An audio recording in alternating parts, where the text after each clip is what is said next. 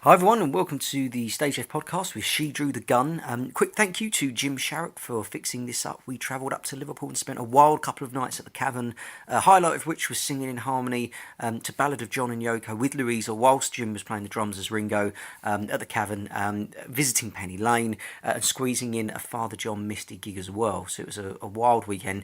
And Louisa gave us a signed copy of her new record, which has been on loop ever since. So thank you to Louisa and Dawn for that. You can see photos of that on our Instagram page.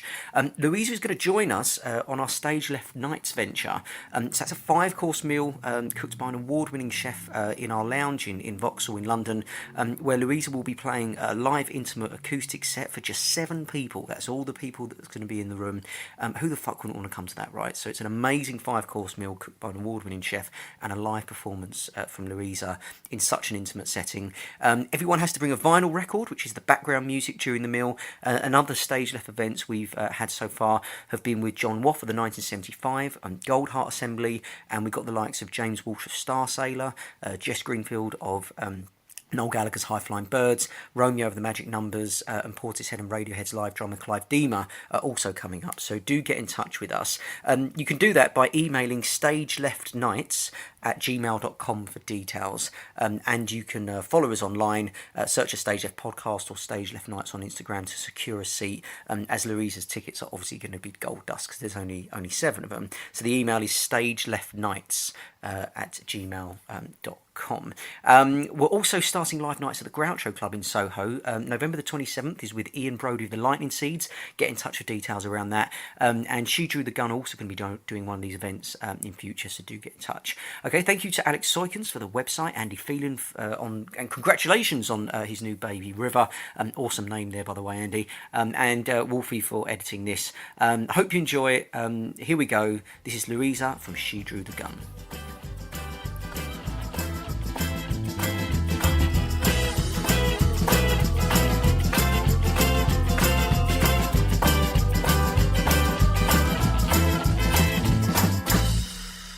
Okay, welcome to the StageLeft podcast, lifting the veil on the music industry by telling the stories of those with a unique vantage point.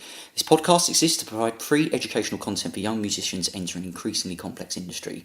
Go to thestageleftpodcast.com for all episodes featuring musicians who discuss in detail the writing, recording and performing processes with the likes of Elvis Presley, David Bowie, Michael Jackson, Patti Smith, the Beatles, Radiohead, Fleetwood Mac, Nick Cave, Oasis, Alanis Morissette, The Damned, the 1975, Bob Dylan, the Stone Roses, Jeff Lynne and Kraftwerk.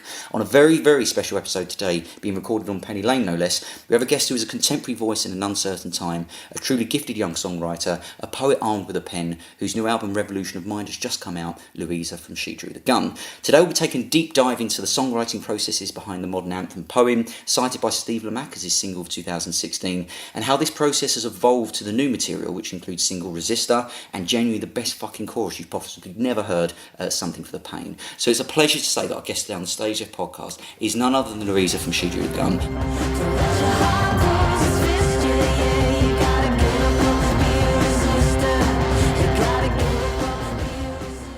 Thanks for joining us today, Louisa. How's it going? It's good, yeah. Nice to be here. Good stuff.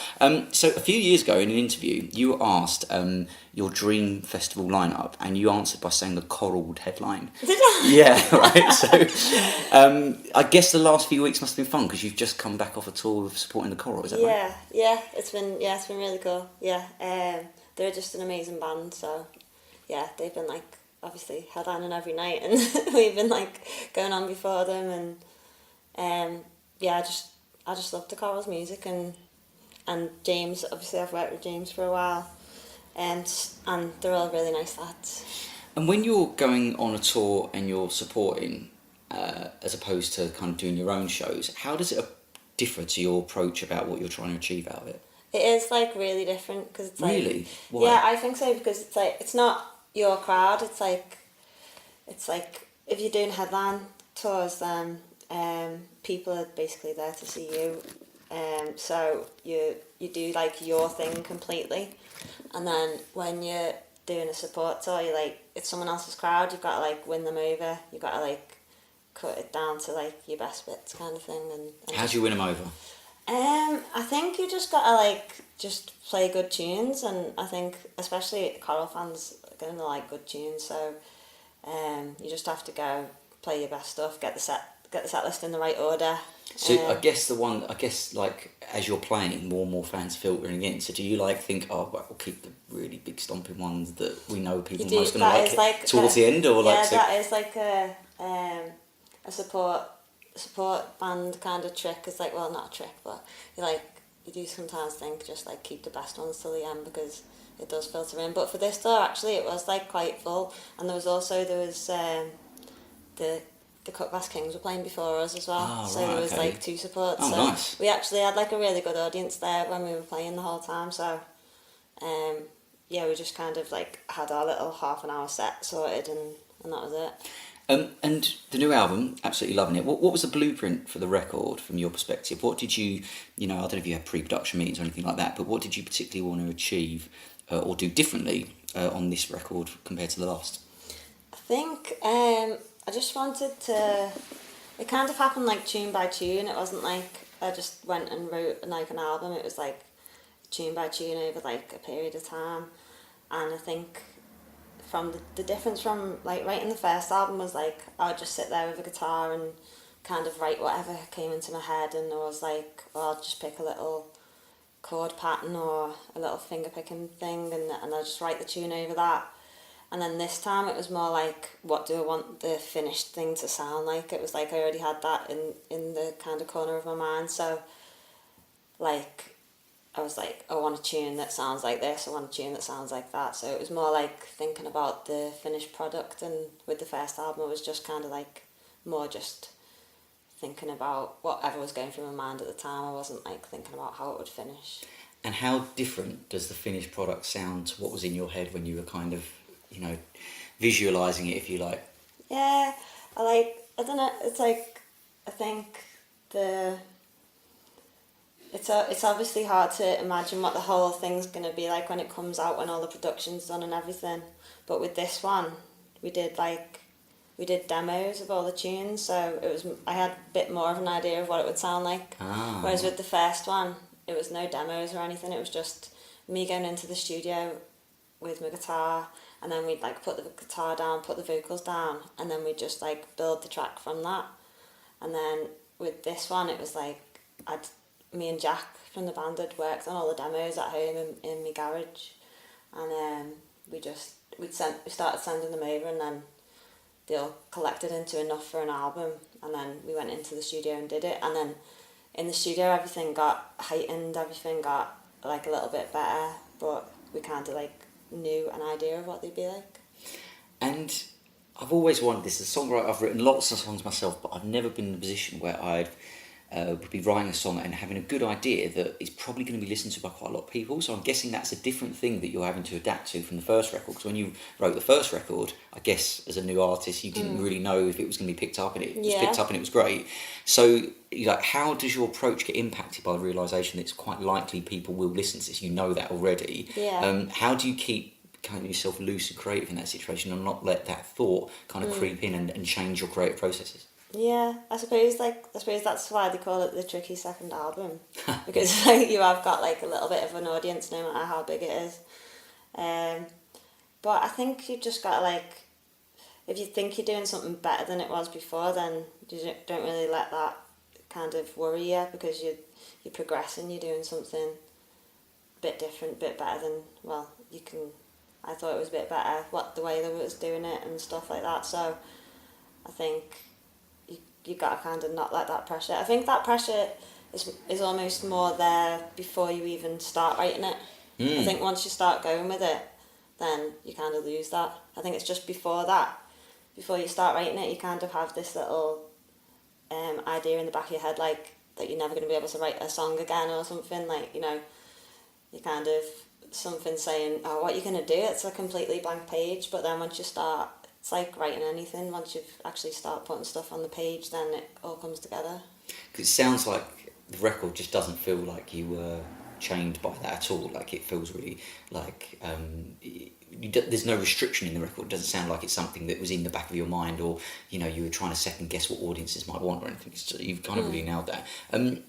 What is tell us about the feedback you've got so far that surprised you about certain tracks? So, like, you probably had a good idea what the songs that people may or may not like. Have you had kind of any feedback that people particularly like? particular songs or anything that's kind of surprised you that it was a different vantage point from before? Well, I think that it's the feedback has like just been trickling in from different places, and I was surprised like when we went to do the Six Music session, Lamac was like, or Steve Lamac was just like saying how much he loved it, and that was kind of like, I was taken aback by how much he loved it, because I know he likes us, I know he liked the first album, but he surprised me how much he was like saying how much he liked it. And then, I don't know, we've had a couple of really nice reviews. A lot of people have been saying individual tracks to me that they like. Quite a few people are enjoying Paradise, and someone said Between the Stars is the best thing we've ever done, and you know, like, yeah, the individual tracks are all getting a lot of love. And then people were like, oh, Human made me cry, and it's the last track, wasn't it? yeah.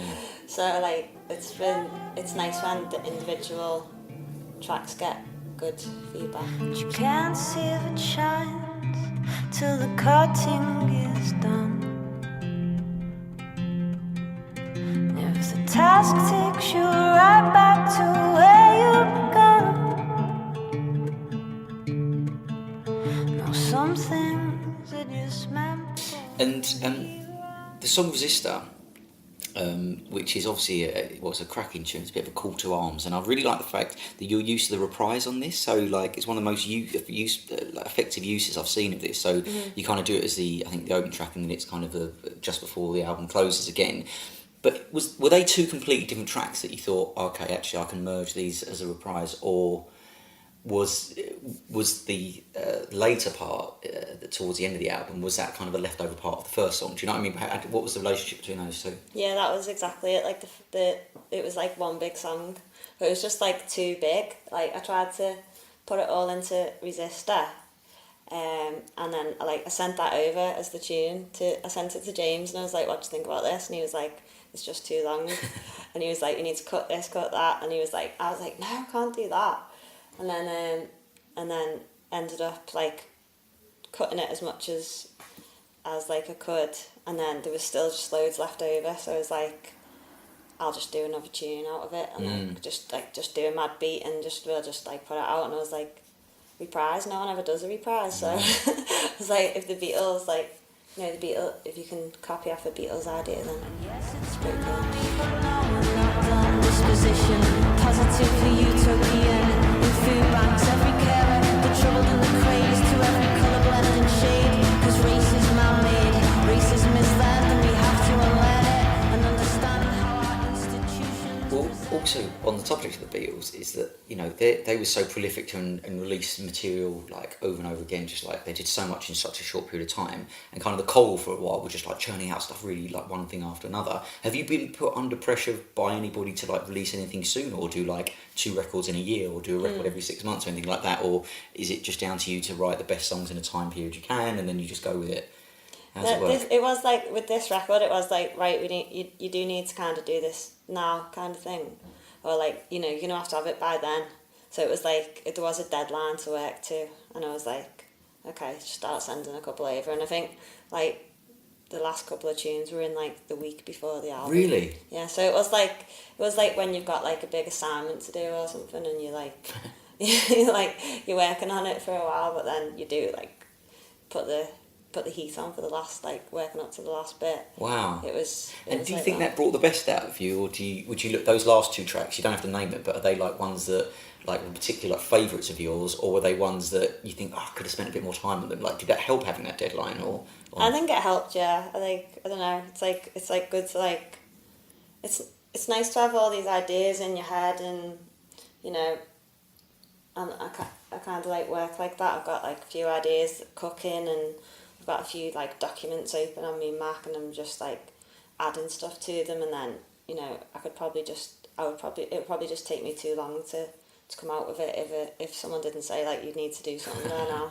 So it was good to have a deadline. And I think the reprise was the last tune, and it was like, I can't remember if like I decided about what using that leftover bit to do reprise. I think that might have been like a last minute decision, but yeah. It's really effective. One thing I was like particularly interested, you've got a very, very distinctive vocal sound on both records, and given they've kind of recorded through like 4 years apart, maybe 3 or 4 years apart, like what do you like? Were you using the same mics, or do you like? Cause you have this really nice thing where it's, I'm guessing that it clips a little bit on the, you know, I can imagine it goes into the red a little bit with your vocal, and it sounds fucking so good. It's like there's a little tiny bit of distortion and something like that. Is that, I mean, you don't have to give your secrets away, but is it particularly mics you use, or do you record them dry? Are you hearing that when you're recording it, or is that put on post-production? How does that work? It's post-production, yeah. I'm not hearing that when I'm singing it. I do ask for like a little bit of something, so that it's not singing completely dry, because it does help a bit. But yeah, I have a bit of distortion on, and I have like some slapback, and I'm not even sure completely what they are, but I know like when we were doing the demos, I was like messing with GarageBand. That's the only thing I can use. Yeah. But we'd in GarageBand we'd put the effects on that we wanted, which was mostly slapback and a bit of distortion, and then, you know, in the studio, they know what they're doing, obviously, and they'll like put the best versions of it all on. So tell us, what's the setup in the studio? So is James producer? Yeah. And then you've got engineers working with him, I'm guessing, Yeah. as well. So how does that work? You know, you said you did some demos. Talk us through a day in the studio with James. What's his unique production qualities, if you like, to get the best performance out of you? Yeah. Well, demos is like what I just did at home. Me and Jack did. Yeah. And then we'd send them over. We'd work on them to get them as good as we could, and then send them over, and then like get the nod on whether the tune was good enough to be in the album, kind of thing. And then we'd, obviously in the studio, it was kind of done in two different sessions. Like we did, I can't remember the date actually, but early on we went in and recorded. Actually, the first one that we did was Revolution of Mind. That was the album track. Did that quite a while before everything else, because we were thinking about just doing a single before anything else was written on the album. So we went and recorded that, but we didn't end up putting that out as a single. But that was just like done in one day. That didn't have a demo. That was just done in one day with me, James, and Rich at Parr Street.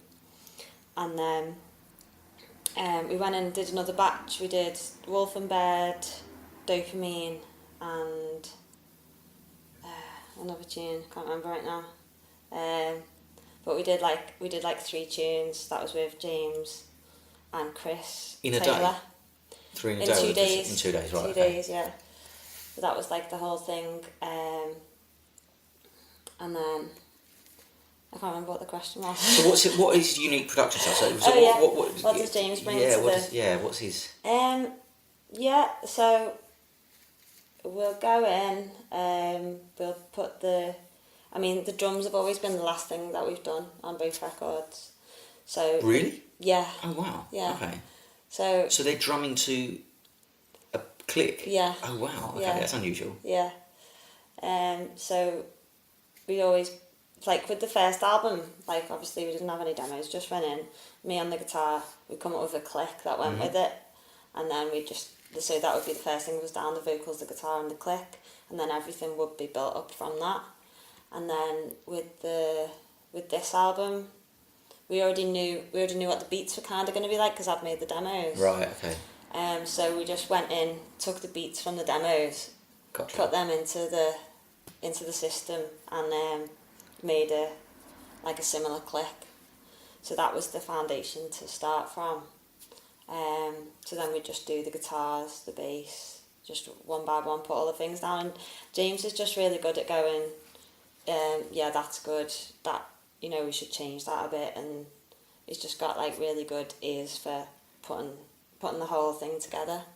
And is there anything that he particularly has ever done to try to get a particularly good performance out of you vocally? Like, do you have to get yourself, or do you do that yourself? Do you get yourself into a headspace beforehand, or is it just a case of going in there and just turning it on straight away? Yeah, I think it's just. I think we have, like, for one time on the first album we were doing a tune that was like, yeah, turn all the lights down low and like get a nice atmosphere in the room, because it like kind of fitted with the tune. I think it might have been like If You Could See or something, and it was like, you know, that's make a nice atmosphere. But apart from that, it's pretty much just just go in and record the vocals, do a few takes, and most of the time anyway. So there's a particular detail in your kind of writing performance that I really like, and that is that you don't find the necessity always to find like rhyming couplets or fill in lines to the end of the fourth beat of the bar if you have done in the previous one, and so you just kind of get across that you're basically always saying the words that you want to say. When you see so many people try and find a word that rhymes, do you know what I mean? Like just to kind of get that across. So is there anyone you've ever kind of noticed do that, and is that something that you deliberately do, that you don't feel kind of chained into getting everything to rhyme on every single line and compromising what it is you actually want to say? I don't know. I don't know if I know. I don't know if I've noticed that. I think it's just like kind of a natural thing that you feel like, oh, that will work or that won't.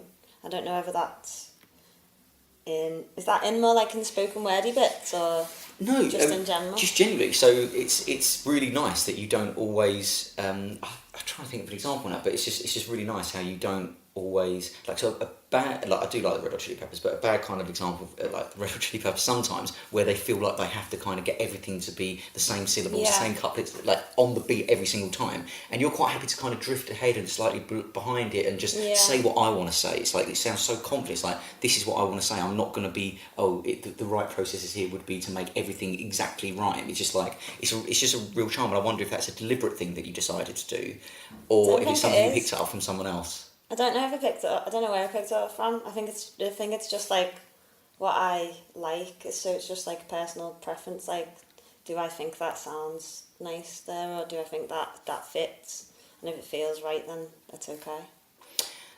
Particular song on the album that I'm just absolutely fucking loving, which is Something for the Pain. Mm-hmm. You're releasing that as a single? Yeah, that's the next single, yeah. Good fucking choice. That is such a big tune. Tell us about writing that specifically, perhaps what it's about, what you remember writing, the chords. What's the first memory of writing that particular song? Yeah, the first memory of writing that tune is the chords, yeah. I was just going from the chords. The verses? The verses, yeah. Yeah, the verses about the verse first, and then worked out what the chorus should be after that. But yeah, just playing around with those chords for the verses and what the melody would be like, and then putting the words to it was like working out what it was going to be about. And it's like a science fiction tune. So it's like it's based in the future at the point when the refugee crisis has got so big, and like basically everyone's almost a refugee because it's so bad, and like it's at the point where mankind decides to like put people ahead of profit and treat everyone as like a citizen of the earth. So it's like a utopia. It's like a utopian song. So it's like Smiled Upon a Stranger in a Blue Marble Basement is that stranger is like a refugee from the future, and it's like having a conversation with them at the point where the world has turned to a better place.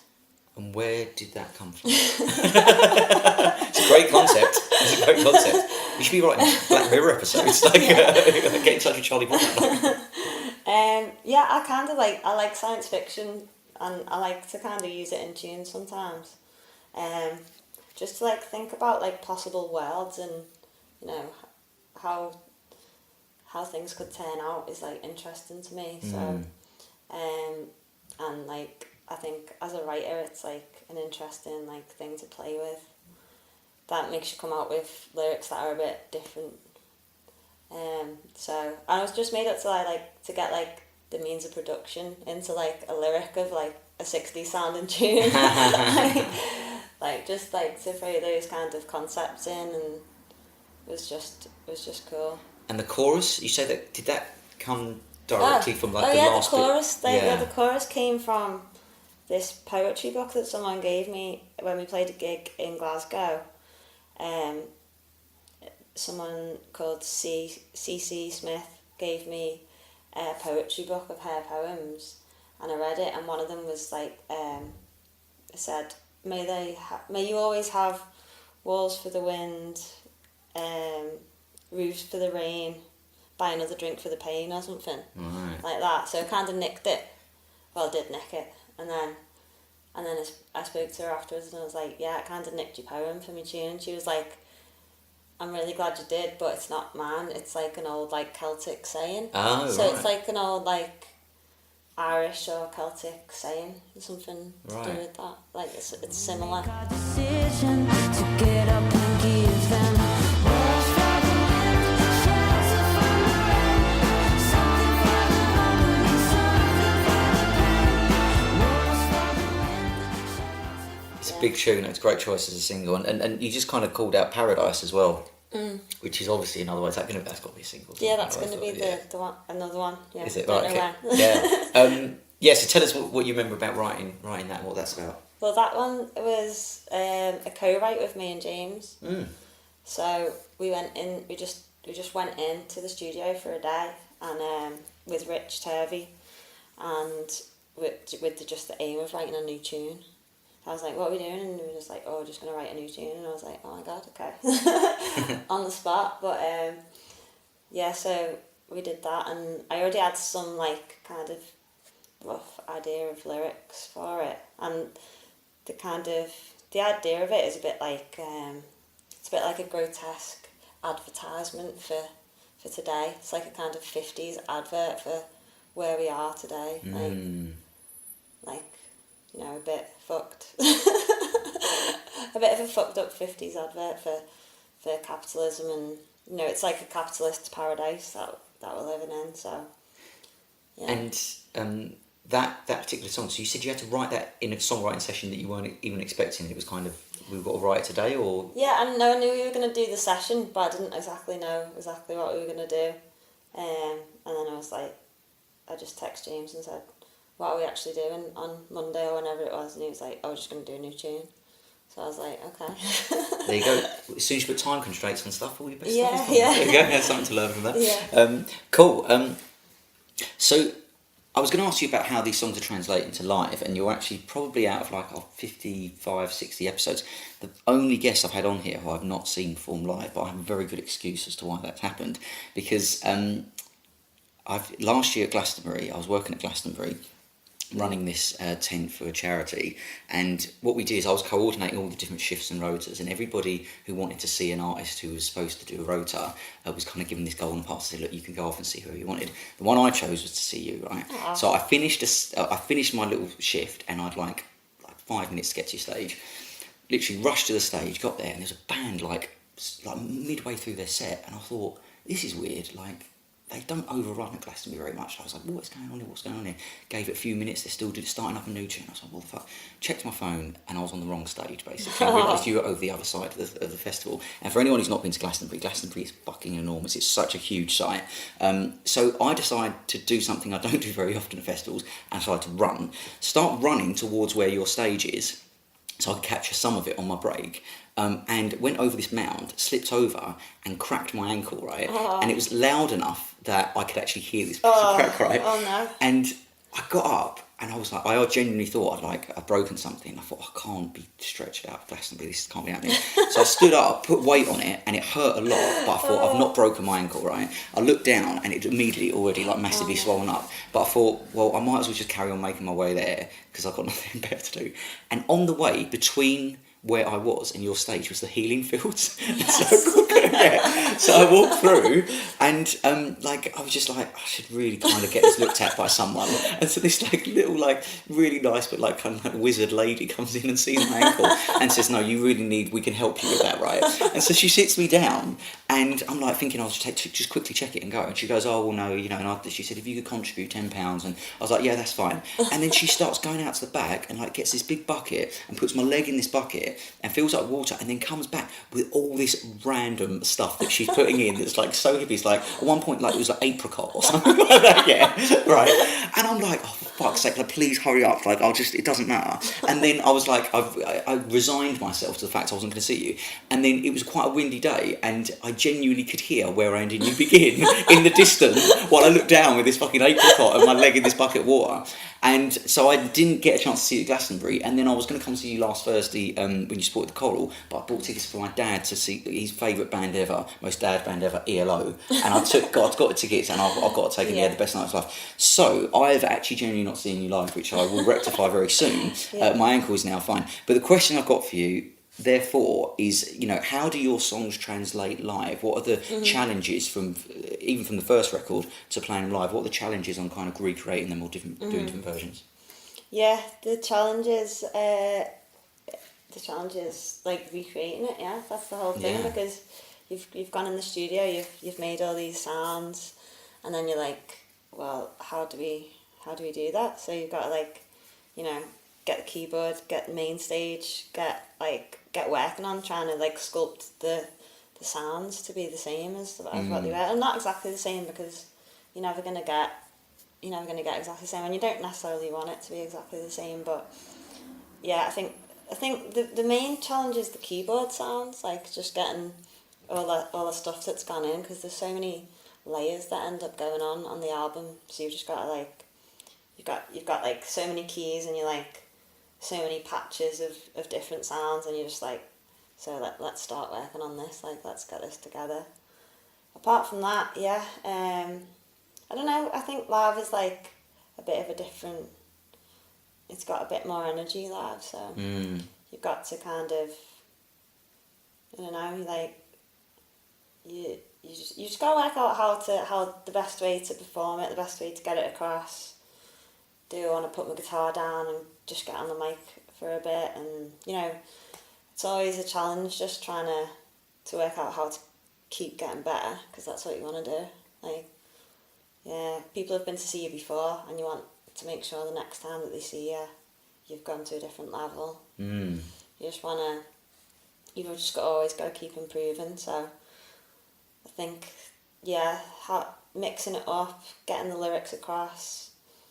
You put drums on Poem now, haven't you, live? Is that right? Towards the end of the song. What was the decision behind that? I think it was just like, let's just do it, because it's like, let's just build it up a bit and, you know, add something else to it for the end bit. Why not? It was just an idea, because you get in the rehearsal room and people come up with ideas for stuff, and that was just an idea. We tried it. We did a military beat to it, but now we've started doing like a boom, boom, boom, boom beat. I shouldn't be like telling everyone, because it's not a surprise then when it's live. But it sounds great. So yeah, we've been like making it. I don't know. It just like gets people going a bit. Yeah, absolutely. Okay, so the new stuff's coming across live really well, which sounds great. Tell us about, so Jim Sharrock is playing drums with you at the moment. Yeah. Great drummer. So he's one of the disciples of Chris Sharrock's a legendary drummer who, for those who aren't aware, played with Lars. He played on There She Goes, which is great. He's played in Oasis. He's Noel Gallagher's current drummer. He played Robbie Williams, loads and loads of people. And he's he taught the drums to Jim, his nephew. He now plays with Lightning Seeds, plays with yourself, and does loads of cool stuff. What's his qualities as a drummer? He's a really great drummer. He knows what he's doing. He's got loads of energy. He just brings it to the live environment. And he's just like a really nice guy, and I don't know, he makes you feel quite chilled out as well, which is really cool. That's cool. He's a good guy, and I just mentioned the Lightning Seeds in the previous interview. You said that one of your favourite albums growing up was Jollification. Yeah, it was. Yeah, I literally remember like Strawberry. Yeah, I remember sitting there with the Strawberry, like the CD, and playing it like in my nan's house. Just remember like listening to it, and I think like at that time I probably knew all the words to it or something. But yeah, it was like. I just some albums you just like literally remember where you were and you were like you're listening to it. I mean, it's that's obviously quite a while ago, but like, do you think there's any qualities from that experience and that music that fed its way into the way you approach writing at all? Yeah, definitely. I think there's like a popness to Liverpool writing, which is like goes way back. There's some kind of like pop quality, but it's not quite, it's not like rubbish like nowadays. Not saying all pop's rubbish, but you know, it's not like pop the way that you'd think. It's like, it's just the traditional kind of verses and choruses, and like something about putting them together. There's something that Liverpool writers seem to do that connects that. What is that? It's so like. Do you know what I mean? Being in Liverpool for like one day, I was just like, this is such a small place for so many amazing musicians to have kind of come from. What is the source of that? Why is that? It's incredible. I think, like, I don't know, it must be like going back, it must have been because it was like a dock, like kind of like, because there was a lot of influences coming in from around the world into a port, do you know what I mean? Right. I think going back, if you go way back, that's probably like the root of it. But I guess it's just, I don't know, like, yeah, there's like a kind of good pop tradition that goes all the way back to like the Beatles. And they kind of gave the blueprint of how to do it, didn't they, as well? Certainly did. And I went to the Cavern last night, and it was just, obviously we're going to go again, you know, tonight, and it's just, you know, this city kind of bleeds great music. It's just there's so many bands, and it's just, you know, to go to the Cavern last night and see, you know, it was a Friday night, and there was like hundreds and hundreds and hundreds of people in there, just so passionate about music, like music geeks as well. Do you know what I mean? It's really nice to see. Yeah, it's like everyone's in a band or something. It's like, yeah, it's like, yeah, music's like pretty much in the water or something. Now, a lot of your songs are kind of a bit of a call to arms, and in one of the lyrics I picked up on this record is that you said this world needs to change, which I think most of us would agree with. Mm-hmm. What is that change for you, and what are the resistant points you're encountering towards the change you refer to? That's a good question. I think it's like, well, we need to change in so many ways. I just feel like if things carry on the way they are, then, you know, we're not going to survive. The Earth's not going to survive. We're not going to survive as a species. I mean, capitalism is going to just carry on eating up the world and all the resources, and just to make sure that a few people, well, not just a few, but, you know, there's a small elite that are well better off than everyone else. And if we carry on the way that we're going, it's going to mean destruction of our civilization and the world. I mean, that's what I think, it's that bad. Like, so I just think the change, but it's like what the whole album is saying as well, is like the change needs to come in people's minds, really. It's like there's like this saying from Rosa Luxemburg, this old like socialist revolutionary from the past. She was like, the strike doesn't cause the revolution causes the strike. It's like, once enough people's minds are switched onto the right way of knowing that things do need to change, then that's when the change will come. So it's like, people need to, I think, you know, we're blinded by media, by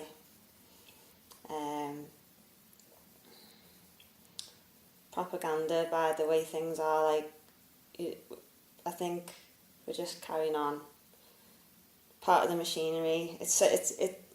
Things need to change so badly. The changes are so big that it's hard to like envision how they'd actually be able to happen. But I think if enough people want it, then it'll change. And the way to do that is to raise awareness around it, which is what you're doing with your music. I think that's really, really important. I do this course in around how to support people through change, and it's really interesting. There's this model called ADCAR. I don't know if you've ever heard it, but it's like a 5-stage model, and what it helps pinpoint resistance to change. So people can be resistant to change, but actually be on board with some of the ideas. So what it does, so the A stands for awareness. So if you think of an example, or listeners right now, think of an example when someone's been resistant to change, whatever it might be, and this has helped people. I have friends who went through like divorces, stuff like that, and accepting that, or going through someone who worked in an office and was scared of a new computer system coming in. You know, it's applicable to all situations, as are some of the changes we're talking about here. And so the first point was awareness. So are you resistant to that, or was that person resistant to the change because it caught them unaware, it shocked them, like, it's something that's new that's come to them, it's the awareness. Well, no, if you knew already that this is something on the horizon, it might be D, which is the desire. Have you created the circumstances for someone to have the desire to change? And sometimes you have circumstances where we go, yeah, I've got the awareness, I've got the desire. It's the K which is the fall down, which is people don't have the knowledge how to do it. Yeah. And the remaining parts of it are A and R, which is, do you have the ability, i.e. the resources to be able to change? Yeah. And the R comes later, which is reinforcement, which is once you've implemented the change, that you reinforce that this is a good thing and that we don't go back to the old world. And there's lots of ways that people have done that in the past. And I think with what you're doing is you're really, really creating the A around it, you're creating the awareness. Yeah. But what we somehow need to do, I mean, if you take some of the, some of the subjects you're talking about, is create the motivational reason for someone to want to change so massively when they have these like ingrained beliefs, and that's really, really hard. Got any ideas? I think like the poet or the musician's kind of job is not to have all the answers to how we're gonna make all the change. I think it's more like to ask the questions or to get people thinking, and like that's one step in it. That's all you can do really. I agree with that. You said about the there's one line you've put in this record about some views need to be unlearned. I think when you talk about you have to unlearn it. What does that look like? What does unlearning look like? I think, yeah, for me, well, that was the question. The thing in that was like, I think, yeah, it's like I was saying about the machinery. Like, you have to, you've been taught one way your whole life, and sometimes you have to question that and like kind of unlearn the things that you've been taught or the way that you've learned to do something. And I think, yeah, that was in the reprise, and that was about racism being learned, and we have to like take a step back and look at how our institutions are racist, and they do like keep perpetuating that problem, and the way things are now is because of a load of different reasons, but you have to try and think of how did we get to where we are and why we are privileged and who's suffered from that, and I mean, it's like people think like the British Empire and ruling the world and colonising everywhere is something to be proud of, and it's like, we need to like fucking Union Jack. We need to unlearn that. Do you know what I mean? Unlearn it. Yeah, you're right. Yeah. You're a mother, and I wondered if you ever think when you're writing about like what do you think about your child listening to your music in future? Does that ever come into your mind that one day your child's going to listen to your music and reflect back on what their mum was trying to say? Well, he's like my biggest fan, so nice. He knows all the songs and all the words, so he's like there anyway. Like he's there at like right now. He's like he's along for the journey, and whenever I can bring him to like a festival or bring him to help, he's like the little roadie and stuff. Nice. So like he is part of the journey anyway. So yeah, I think that's it. He's part of it now anyway. So I think hopefully when he's older he'll still like it. But yeah, he's a massive hip hop fan. So he's okay. He's into like Kendrick Lamar, and he's like showing me new rappers and things like that. So that's cool. But he likes really good music, and then he still likes She Drew the Gun as well. So I'm just hoping that he'll carry on with that, and he won't be like, no mum, that's not my bag now. And reflecting back, what's your memories of the first song you wrote? What was it called? What was it about? And what chord progression did you rip off? The first song, like the first actual full song I wrote, I mean, I did try and write when I was younger. I did actually have a few little bits, but the first proper song that I wrote was What Will You Do, which was on the first album. Really? Yeah.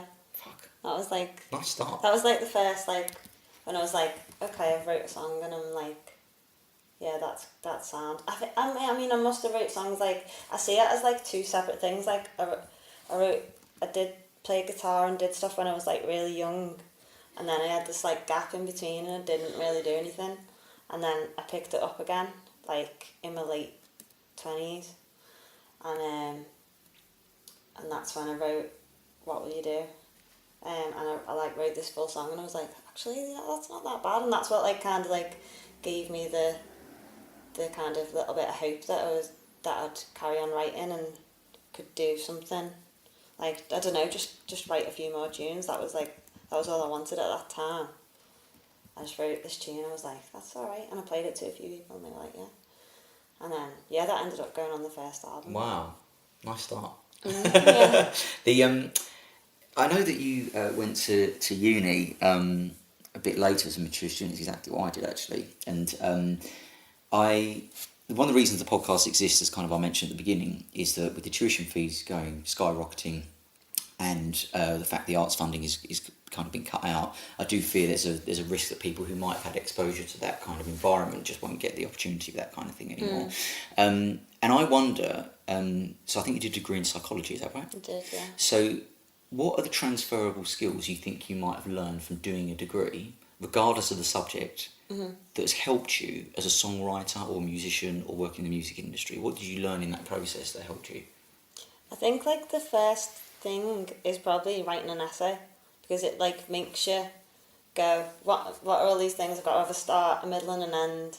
I've got to do it by the deadline. I've got to, I'm going to have to like take all this knowledge about a few things and put it into one thing, and it's a little bit like writing a song in a way. And it's got to kind of, like, for me as well, a song has got to make sense, like the way that an essay does. It's got to say something, it's got to be complete, you know what I mean? So I think essay writing, and I did enjoy essay writing, even though like I was probably like a bit late handing them in most of the time. But like, I don't know if I actually enjoyed it, but I enjoyed the thing when you finished it and you've done it, you know what I mean? And then, so I think that's the number one transferable skill. But then also, it was just reading Research interesting skills. stuff. Yeah, research skills, yeah, just enjoying reading about new ideas and what like people have said before, and a bit of history, and I don't know, just kind of opened your eyes to stuff that you wouldn't come across on a day-to-day basis just watching telly or listening to the radio, do you know what I mean? Anything else? What else was transferable? There's a lot that you would have learned in that time, I'm guessing. Anything else that was useful? Yeah, I think it's mostly like the essay and the... It's the structuring of song. Do you structure your songs similarly, kind of making a point in each song? Are you trying to answer a question? Yeah, sometimes, yeah. Or ask a question. And then it's like, it's that whole... It's like you've got a boundary to work in. And you've got that with a tune as well. I like the boundary of a 3 or 4 minute tune to get an idea across, or to ask a question of someone, or you can just do something a bit mad if you want, but I just like I like the confines of the tune to put an idea across. And then I also like the album as well as like a thing that's been going for... I like the history of it, like it's just been... The album's been going for however many times. It's like, we're humans, we're like, we're just like apes who've evolved. And for some reason, a 3 or 4 minute like piece of music with some singing on it is like works for us. It's like, you know what I mean, that's the thing that works. That's why we've like based all these charts around it and stuff, because for some reason there's a magic to that formula. So I don't know, from the uni thing, it was just the essay writing and the thinking about like higher level stuff than I came across before. So most degrees, you look to try and create someone who's a critical thinker, and all your songs are critical thinking. Like they're all like, they're challenging pre-existing ideas. That's exact. Anyone who does well at university, that's they would have shown that in their final essays, their final reports, is that you challenge pre-existing ideas and critically think and critically analyse, and it's everything that's in your songs, I think, in many ways. So it's an interesting comparison to make. Your kind of finest moment for me, and probably the song you're most well known for, is Poem. I would say, indulge us, tell us all about writing that song and where that came from and the recording process from start to end. Okay. I wrote it as like a poem. So it was a poem? Yeah, it was a poem, yeah. Oh, that makes sense. That's why it was called Poem, yeah. I read an article about homeless people being moved off the streets of London because they were like an eyesore for tourists. So like that kind of I was just like, wow, that is just like so backwards, like where are we? Like what are we doing? And then I just wrote this big poem, and it just ended up like starting off with that focus of homelessness and that article, and then it just like I just kept on making the lens go a bit bigger really, and just bringing it out and kind of seeing how messed up everything is, but just on a bigger scale, and what other factors were involved, and yeah, I think I see it as like a bit of a widening of the lens as the tune goes on. Well, as the poem goes on. And I started off, I performed it as a poem, as a spoken word piece. Did you? A couple of times, yeah. What, like open mics and stuff? Or just that, like I had a couple of gigs then I was just starting to get gigs. Right. So I did it at Threshold Festival, and I did it at Dave Monks did a night at the Cavern, in the back room of the Cavern. Oh, right. And because I did a live radio session, which actually ended up being the thing that introduced me to Skeleton Key. Ah. I did like the Merseyside, BBC Radio Merseyside live thing, and then someone passed on the recording to James, and that's how I ended up getting involved with them. So when you did it spoken word, was it quite similar to how it is now? It was like literally just spoken word. It was just like it was just like me saying it, no music or nothing, because I was just, at the time I didn't have a band or anything. It was just me playing. So it was just me playing tunes, and then I'd just like stop and did this poem, and then I was just thinking I should change it into a tune, because I can write songs, and it seems to be like spoken word's powerful, but if I can like put that into music, then it'll kind of make it more powerful. So that's what I did. So it's just like worked on a chorus, found the chorus, and then had to like chop and change it a little bit, but made it into a tune. And how long until they build a wall and call it a private city? They got walls made out of laws to exclude you and me, and now they take away our right to fight those laws for free. No legal aid, no more justice, only for the wealthy. Oh, but they're trying to build a more healthy society so that everybody... Absolute work of art. It's a very, very beautiful piece of music. And now that you've kind of done some interesting stuff in the music industry, for young musicians listening, how does the music industry differ from your side of the fence now to before you were kind of in the music industry, and your perception of what it was and what's involved? Yeah, that's good. I don't know, because it just seems like this. It's so big, the music industry, and it goes down so deep. I started off just doing open mic nights just on my own, and just like seeing if I could get anywhere, and just like the first thing is just like getting a set together, and I don't know what I expected really. I didn't really expect any like kind of massive jumps or anything, and it's not really been like that. Everything's been really gradual, which has been quite cool. But like it's just like there's always been something positive that keeps going forward, but at the same time it's not like it's a breeze. It is also challenging to just be in the music industry. It's like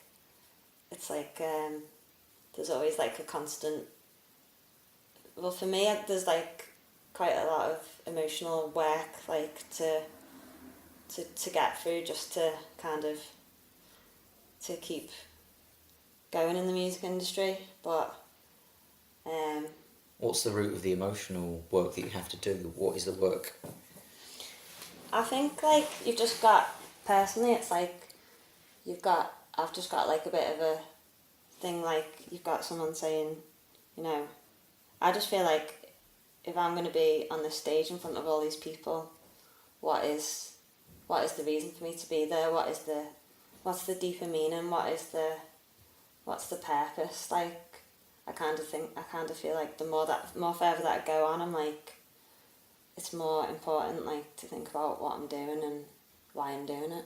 And what is the purpose? I guess it is like what we were saying before. It's like the purpose of the poet kind of thing is to ask those questions of the audience and to kind of, I feel, make people feel like they came and watched something that they wouldn't have seen anywhere else. But I mean, you don't want to be like, oh, I'm this person that just goes around and takes ticket money off people because I'm just doing this show and I'm just singing these songs, because I feel like for me I just need to make sure it's about something. And the little thing you said there was really, really interesting about, you know, most new musicians who pick up an instrument, they actually just naturally want to be like the bands that they like. But I think you just said something there about people seeing something they won't see anywhere else. That's so key that you kind of, if you can kind of hone in on that and just go, this is what I offer, this is my thing, and it's no one else is doing that. That makes it so unique. Yeah. And so many people don't value that. Yeah. They always want to be like the band that they like. I think that's the classic mistake, you know, like just from being around in rehearsal rooms and loads of places and things. It's like you do see a lot of people that are trying to do what's been done before, and if you can kind of just have your own thing, no matter what it is, even if it's like completely mad, then I think people prefer something that's completely like, wow, like that's a bit mad, to something that they've seen before. You know what I mean? What experience have you had in the last kind of couple of years since you've been, you know, this has really taken off for you? What experiences are the kind of ones that left you most buzzing afterwards? You were like, fuck yeah, that was amazing. That was. It is usually after a gig, like Yeah. if it's like a proper good gig. How was the Glastonbury gig, by the way? I missed it. I mean, Glastonbury was like, Glastonbury is like right up there. It's probably, I mean, I just love like winning the emerging talent was pretty like up there. So so you won the emerging talent contest. Was Michael Evers someone who was judging? He was actual judge. And Emily, yeah. And they Emily, were both right? judges, Okay. yeah. Shit. And so what? You just send in demos and they. It's like a massive competition. So, you have to send in either a video or recording, and then that goes to like one set of judges, and then that goes through to another. I think it's like the third round. I think like it goes through to like people that are all bloggers or writers or, you know, people that are in the music industry, and then they have loads to choose from and they pick their best ones. And it gets filtered up all the and way it gets until filtered up, and then it's like they have like 8 finalists, I think. and you play live in front of them? Yeah, play live in front of them, 2 tunes. Yeah, What'd so you play? it's like so nervous. Do you We remember what you played played? Poem and If You Could See. Wow. Yeah. And was that before you'd recorded the album, or was the album already recorded? Can you remember? We'd recorded the album. Right. Yeah, the album came out. I think the album came out like 2 days after we won it or something. Oh, I can't remember. Wow. It was Good like, timing. Yeah, it's like the album was all recorded. We just brought out Poem, I think. Wow. And then, I went and it was just like a room, and it was like we had some friends and family there and stuff, and everyone did. It was like everyone was in different camps, and then it was like they were just like, the winner is She Drew the Gun, and it was like, yeah. It was like, you know, your team winning like the cup final, but like you're the player as well. Yeah. Oh, that must be magic. And those other 7 bands, did they go on to do anything? Can you remember any of the other 7 bands? Like, I wonder how much. Still going around, yeah. Right, that's cool. I remember a few. Yeah, there's like Bossy Love is one of them from Glasgow, and I still follow them on social media. And Hattie Whitehead was another one that was. I still see her like doing stuff. Still follow them on social media, and It makes a lot of sense that what you're doing would win something like that at Glastonbury. There's an alignment, I think, between what you sing about and what Michael Evers wants to achieve, and I think that probably helps quite a lot. I think that won it for us, really. Really? Yeah. Yeah. Yeah, I can imagine you enjoy a poem especially. Yeah, I mean, going back to the kind of the music industry question, a question we ask everyone actually on the podcast is, what fears do you have for the music industry, and how might those fears be addressed? Yeah, I think the fear is that it becomes more homogenised, like just music in general. And then I think it's just hard for musicians at the bottom.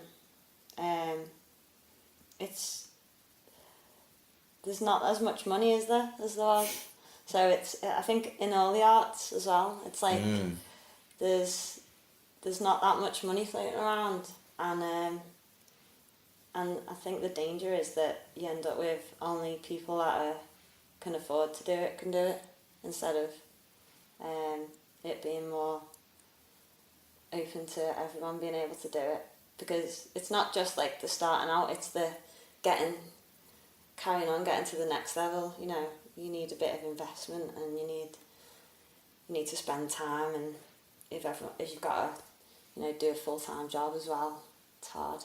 And I think that's the fear, that it's just left to the rich kids. Like gentrification of the arts is a thing. Like, I think, like, a lot of old Liverpool bands wouldn't have existed if it wasn't for the dole.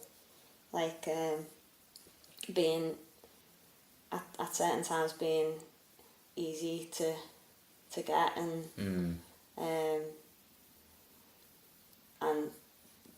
certain schemes that would help musicians and things like that. And it just seems like now the government is harsher than ever on people being unemployed, or people being in low paid jobs and things like that.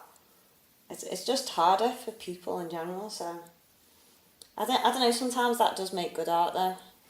So there is always like a pushback against it. Like, I think a lot of good art is about resisting. But yeah, the music industry also,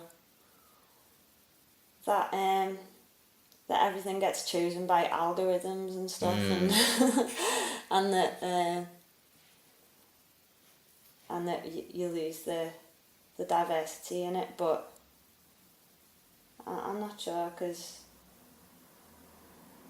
I think I'll be alright.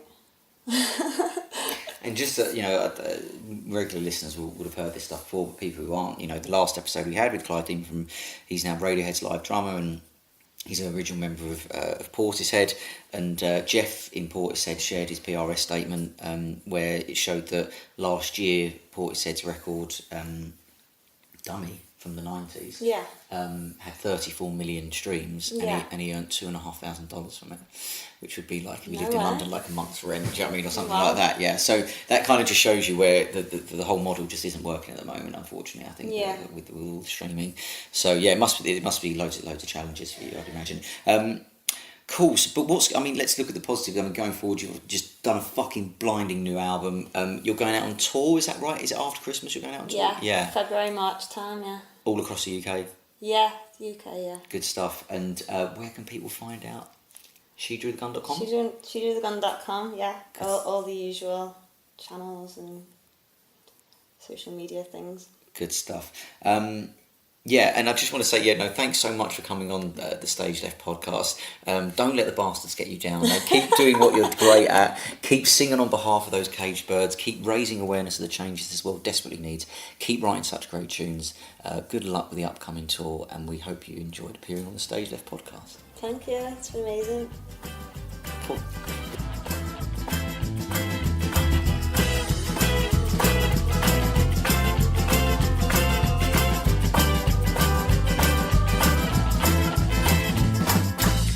So thank you so much to Louisa for an amazing weekend, an amazing interview, and for the record. You've got to check out the record. Just so many good tunes on there. Such a future Louisa has, I think. You got to check out her stuff. So if you'd like to have dinner with Louisa even, you can and see her play to just 7 people in our lounge in Vauxhall with a 5-course meal cooked by the award-winning chef Louisa Pavachute. You can email stageleftnights@gmail.com to secure yourself one of the rare 7 tickets. You can follow us on Twitter at the StageLeft Pod. That'd be really good. Spread the word of the podcast and why we exist. You can like us on Facebook at facebook.com/StageLeft Podcast, or on our Instagram page. You can follow us as well at the StageLeft Podcast or StageLeft Nights. So for the specific kind of dinner and live events thing, we have a separate handle which is at StageLeft Nights. Okay, thank you so much. The next episode is going to be with Ian Brodie of the Lightning Seeds.